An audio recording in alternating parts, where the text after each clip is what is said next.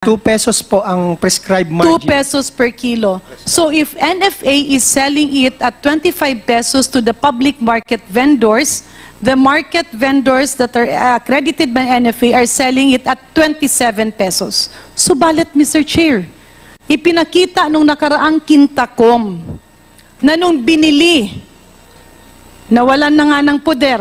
Pero syempre, andun yung bigas. So binenta nila, not through bidding, but through negotiated procurement, to big businessmen, to wholesalers who bought it at 25 pesos and sold it retail at 45 pesos. Yung 2 pesos per kilo na tubo ay naging 20 pesos. At alam na alam niya ng DA. Bakit hindi natin ito ilatag sa Senado? Because I'm sure, Mr. Chairman, members of Senate would do their share. Kasi kailangan kasi makita ng taong bayan na seryoso kayo na ipababa natin ang presyo ng bigas by not tolerating the apparent collusion that is happening among the middlemen. Kanina, klarong-klaro na sinabi ng ating mga wholesalers before our secretary, your boss, Secretary Kiko Laurel, lahat sila, hindi isa, hindi dalawa, lahat sila na nandun sa intercity. Pare-pareho sila ng sinabi. And we even have the list of prices that they were selling to retailers and middlemen. At ang sinasabi nila, ang presyo nila ay nasa 38 to 40 kilos.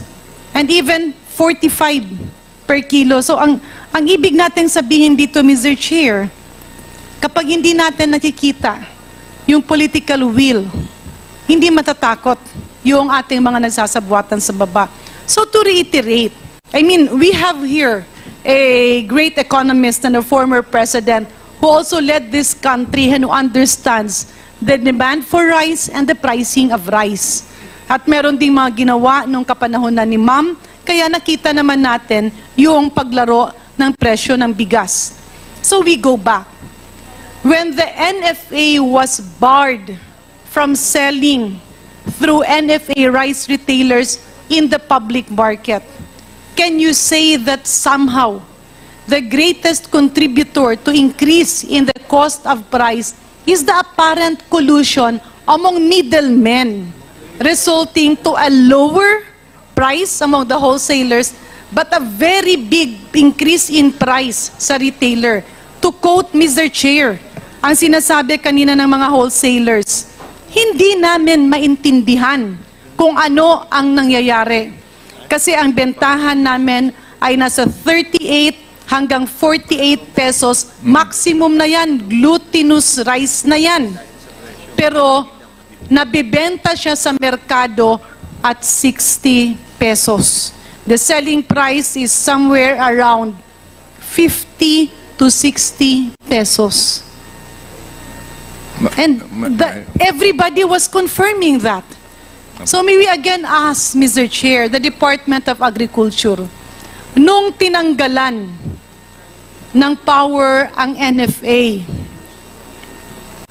na magbenta through NFA rice retailers in the public markets, nagkaroon ba ng tila abuso sa baba at collusion sa mga middleman na parang ang nangyayari is when the cat is away, the mouse will play.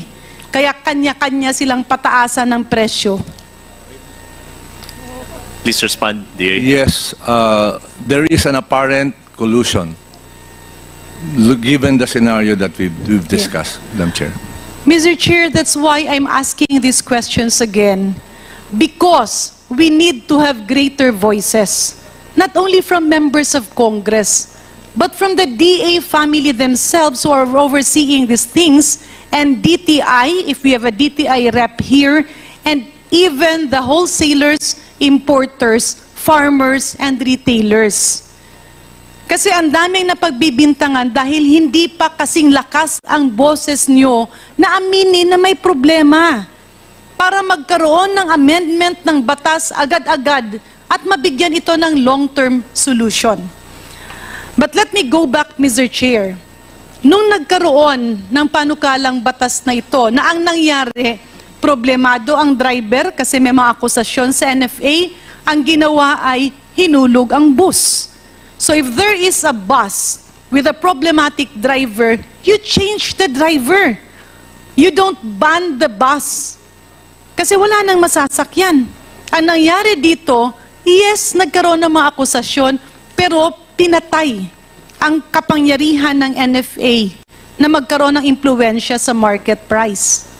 And Mr. Chair, may we appeal to the DA family to be noisier. Kasi, hindi kasi pwedeng hindi nyo sinasabi yung katotohanan na nagkakaproblema kayo and we end up blaming each other. It will be really better, Mr. Chair, if DA will do away with all their fears and call or label an apple, that this problem cannot be solved. It will be a repeating problem unless the government will be given an opportunity to enter the market once there are red flags on possible price collusion. Can we get that assurance from the Department of Agriculture? Yes, yes, Madam Chair. In fact, last hearing po, binanggit po ng aming sekretaryo na hinihingi lang niya sa Kongreso na payagan na mabigyan ng pagkakataon ang Department of Agriculture at ganun din ang NFA na makapag-intervene sa merkado sa mga ganitong Mr. Chair, for the record, Congress has always been supportive of that. Pero pagdating sa Senado, tila medyo natatameme kayo, kaya yung ginagawang batas ng Kongreso ay naiibsan. Kaya kailangan nyong sabihin na merong malaking problema.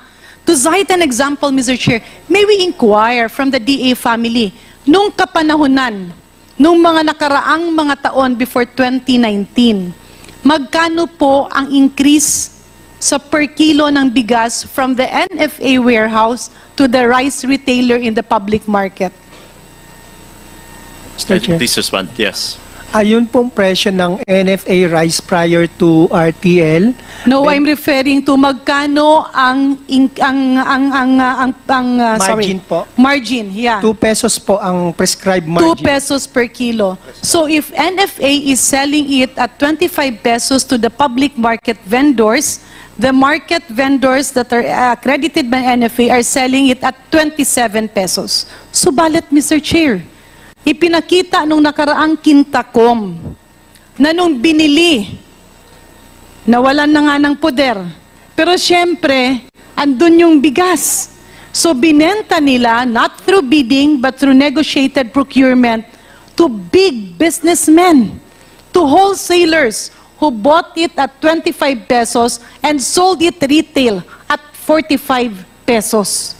Yung 2 pesos per kilo na tubo ay naging 20 pesos.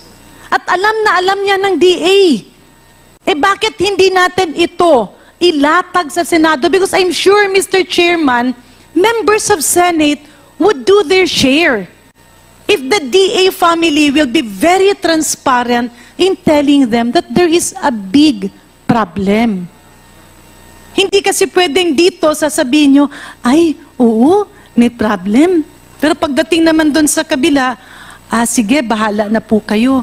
Kasi trabaho nyo to eh.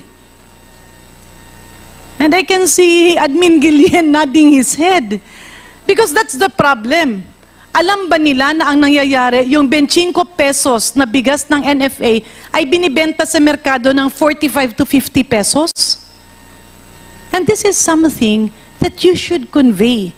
We will also try to do our part, but you have to play your role. Can we get that assurance from the DA family, Mr. Chair? Yes, Madam Chair. Maraming salamat po. Labs na labs talaga namin kayo. Mr. Chair, let me go back to the last Kintakom hearing. And during that hearing, I had very high regard to Admin Larry Lacson. Kung ko po siya nakilala, and he was telling us that he has been in government for long. And the minutes will bear it out, Mr. Chair, when he said, problema talaga nung nawalan na sila ng poder na magbenta through NFA rice retailers kasi nagsasabwatan sa baba sa public markets, wala na silang magawa. And we asked him, how can we help? And they said, amend the law. But then he added something. And I clearly remember that. Ang sabi niya, Mr. Chair, may problema nga kami eh. We have approximately 5.6 million to 6 million metric tons of aging rice. And we don't know how to dispose of that if we will not be authorized by law. Can we confirm this, Mr. Chair, from Admin Lacson? Please respond, yes. Mr. Chair, tama po, nabanggit ko, meron po kaming stocks na 5.55 million bags, not metric tons, bags of equivalent milled rice. So this is bags, Bags po ito. not metric tons. Not, Okay, bags po. okay. And then you should have corrected that when we were doing the computation. Because we even computed that at around 275 million kilos, remember? Nasa sa 275,000 metric tons. Okay, ulitin natin, sorry, ulitin natin.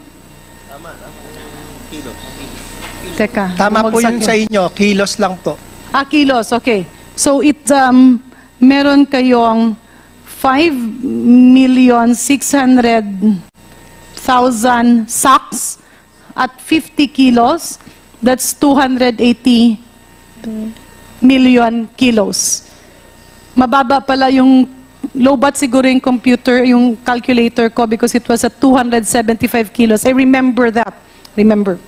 And then we asked you, can we flood the market with your 275 million kilos so that all these traders and hoarders will bring out their rice and reduce their price? And your response was, Mr. Chair, baka naman po pwedeng in tranches. And I asked you, how much will you commit? And you gave a commitment of 25 million kilos per month. Do you confirm that, Mr. Chair? Mr. Chair, ang nare-recall ko, we can review the minutes. I mentioned about ideally 25,000 metric tons yung nilalabas ni NFA sa merkado para po yung aming stocks na ira-round up ko na po, 300,000 metric tons ang buffer stock ni NFA. Divided by 12, that's 25,000 metric tons a month. Yeah, Mr. Chair, for us I to- believe we have the records Yes, of the Secretariat. You mentioned even 6 months. That's why we divided it by 6 months. And we asked you about 25 million. Sabi mo, maski 25 million kilos, siguro. Tama po yun, 25 million kilos or 25,000 metric tons per month. Pero ito po, I think the discussion was on the premise na pag nabigyan kami ng kakayahan makapagbenta sa market, ito po yung kaya naming gawin. Mr. Chair, let me move further. During that discussion, ASEC Bebang of DA handling the Kadiwa was there. And we were discussing the fact that NFA cannot sell through their rice retailers. And then I asked, what if we used Kadiwa? Can NFA sell to Kadiwa? And the answer was yes. And that's why the Kadiwa representative through ASEC Bebang came here. And ASEC Bebang was saying, kaya namin pero konti lang yung aming Kadiwa centers. And then I further requested and suggested, will it be possible that instead of NFA having NFA rice retailers, it will now be Kadiwa accredited rice retailers so that NFA is not selling to the public markets, but Kadiwa is doing the task, but Kadiwa will be sourcing it out from NFA. And that was the discussion. Remember? Mr. Yes, Chair. please respond. Opo, during the separate meeting, yun po No, yung no, no, suggestion. no. I was referring to the No. Quintacom meeting. Ah. I will go to that separate meeting later. We are referring to, and I believe si ASEC Bebang was referring to dun sa ating aging stocks na binebenta sa Kadiwa. Yun Yeah, po, precisely, 20. but we got the figures from you. And then Asek Bebang was saying, baka mga ilangan kami ng tulong sa logistics. And then we even discussed further. I even had a motion, Mr. Chair, and that is on the records, that the poorest, the areas with a higher incidence of poverty be prioritized. And that's why my motion was to direct the Department of Agriculture to immediately collaborate between NFA, Kadiwa, and for Kadiwa to immediately identify Kadiwa rice retailers taking off from the abandoned list of NFA rice retailers duly vetted and to dispose or to flood the market with NFA or Kadiwa rice sold at 33 pesos per kilo because, as what NFA has told us, they were selling it at 29 pesos per kilo. Kadiwa, Asek Bebang even manifested they will not charge anything and they will have a pass-on to the rice retailers. Kasi ang Congressman punto Garin, dito, yes. Mr. Chair, why will I have a motion and everybody, it was a long discussion. Ang tagal nun, paikot-ikot kung anong gagawin. So moving forward, Mr. Chair, to take off from that meeting, there was a smaller meeting with members of Congress. Initially, the plan was NCR, but we ended up, kasi ako nga ang sabi ko, teka, let's have pilot areas muna para matest muna. And we identified Quezon City and Manila. And a meeting was held yesterday with the presence of NFA and Asek Bebang. And we were actually requesting, baka naman kasi December, mataas ang consumption ng rice. Can we request that the 25 million kilos per month be increased to 50 million kilos only for December and January? Because latter part of February, may harvest ulit yan, pwede nang ibaba. Para yung mga naka-hoard at naka-stock na mga bigas ngayon ay magsilabasan at a reduced cost. And the meeting ended very well. And the only problem was how can Congress help in terms of logistics? And they even recommended that we tap PhilPost. And we also did that. But later in the day, Mr. Chair, we were surprised na nagpalit ng isip si Admin Lacson by saying that maybe we can just have 5 million kilos because, if I may quote, he kept on going back to the fact that we need to amend the law first before we can play a role in the market price. Ang ibig lang po dito sabihin, Mr.